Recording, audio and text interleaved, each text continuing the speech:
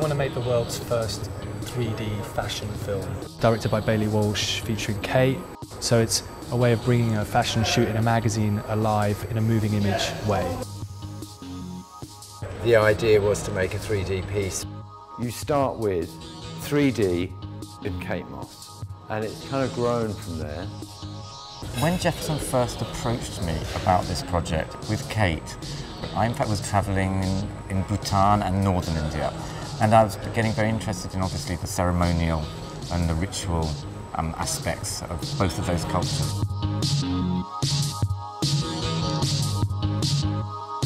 Obviously, you know, there are other people who are involved in this. You know, they set a tone to the idea, like Jerry Stafford, who's creative director. Jefferson had a feeling of something he wanted, and so we talked about it.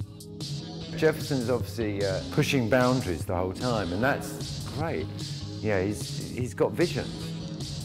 The idea is to have both a big film that can be seen on the web globally, a viral fashion film, but also something that we're going to create as an experience for people, like trying to put it into a live context for people to kind of experience it with the glasses in some kind of installation that is going to be built for it. My first references really were mythological references, and these are the earliest forms of storytelling in a sense. And the idea that we would make Kate into a kind of sort of like deity. That got me thinking about other possible influences. The first of which was the work of Kenneth Anger, the way that he had actually used obviously shamanism, ceremonial and ritual in his film work. Other influences came in, one of which was Ray Harryhausen, who was for me, the original special effects man. It was a starting point, which then evolved, obviously, through the choice of director. So I had to stay within the world that Jerry wanted to go, but stay within my sensibility too, because I only, if I've got an opportunity like this, I want to film things that I believe in and you know, things I love. The aim is really to create a big wow moment, so that when the 3D elements come out at you on the screen, you are fully immersed in that vision of Kate, in that vision of what the director's bringing to you. Hey!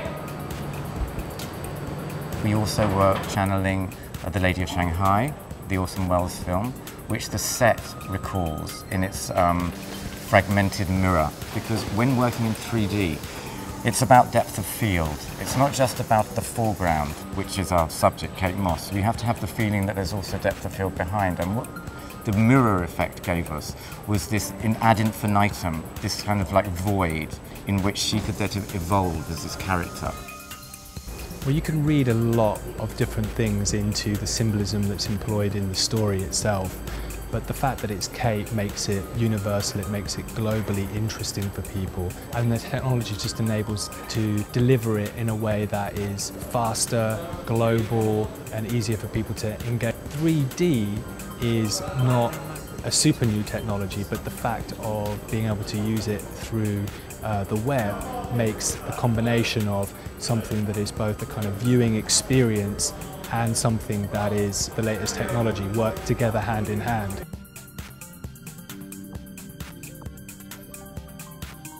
Yeah, I knew that I wanted to make the most of the 3D. So that meant something was going to come out at you. Something was going to be thrown or something was going to fly at you. So that was, you know, I wanted a narrative too. So it's not just a picture. So I wanted some kind of payoff at the end, you know, something for the audience to think about. The use of 3D now, and the use obviously of high-speed cameras like the Phantom. This has never actually been done. This is the first time that a camera rig has been invented with 2 Phantom cameras shooting at 1,000 frames a second, which is very exciting because we're being as experimental, in fact, as people like Kenneth Anger themselves were being, because we're slightly working in the dark here because it's not been done before. It's very hard to work, I think, with technology and to remain focused on the creativity of the piece and to remain focused on trying to get a performance from Kate, what I'm directing, what I'm asking her to do. To get the one take that I did, I'd have had to film the whole piece in 4 seconds, right? So to get Kate to do that acting, to her performance, and it would have just been impossible. So okay, so I'll reduce that to 8 seconds. So then, you know, so I'm now asking Kate to give me some kind of a performance and some kind of response and some kind of gesture within a very short period of time.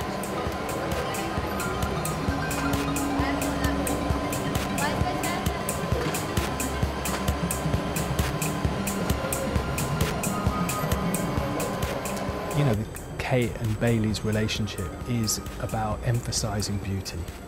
And this is their second collaboration, so it's a continuation of a very potent and exciting relationship.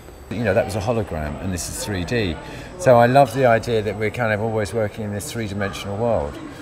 It's like, you know, what interests me is the performance. What interests me is the aesthetic of it.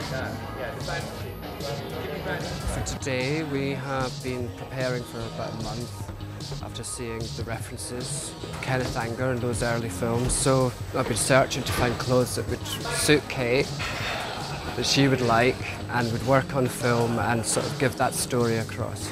Find something I think is quite special that she feels very comfortable in. I had a lot of sequins which are not appropriate for 3D because they reflect light in a way which doesn't help. And it's also had an effect on what colour we can shoot.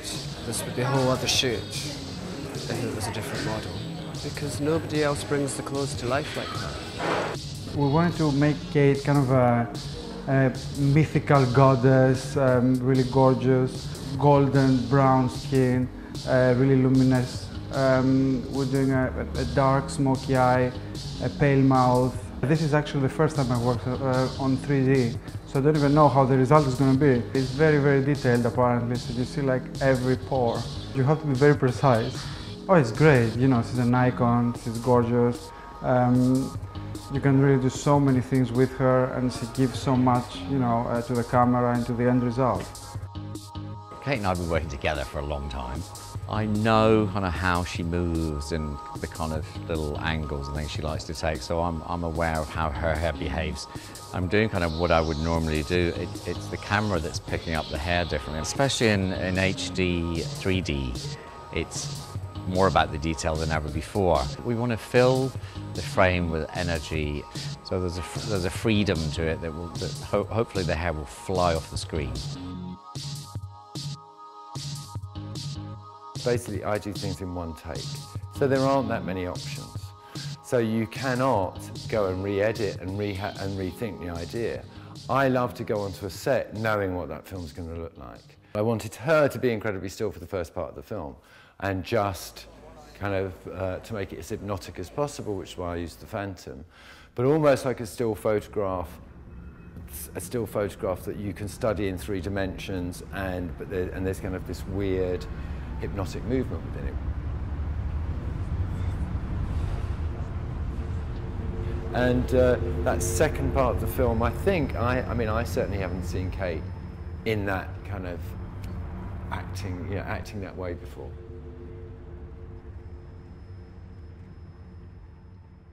Kate is such a strong personality and such a strong being. I mean, she's, you know, whatever I'll kind of tell her to do, she'll always surprise me with her movements and her grace and her, you know, she can do it a million times better than I kind of imagine, really. So I can kind of, I'll say, okay, I want you to kind of, you know, hold really still and throw the jewels or whatever. You know, Kate does it, and it's like, okay, well, that's better than I ever imagined then. You know, I mean, she just brings it, she's just this, you know, magical person.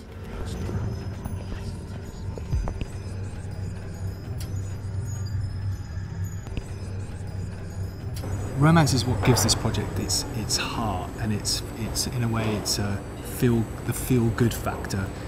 The ending of this film has a kind of an aggressive quality to it that ends with a sense of magic or mystery, and I think this the sort of the magic is what, compounded with the wow factor, is what makes a sense of beauty constant in the storytelling.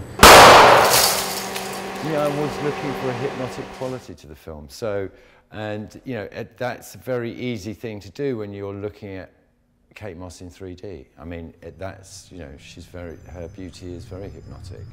And put some strange slow-mo in there too, and I think that you're on to a winner, really.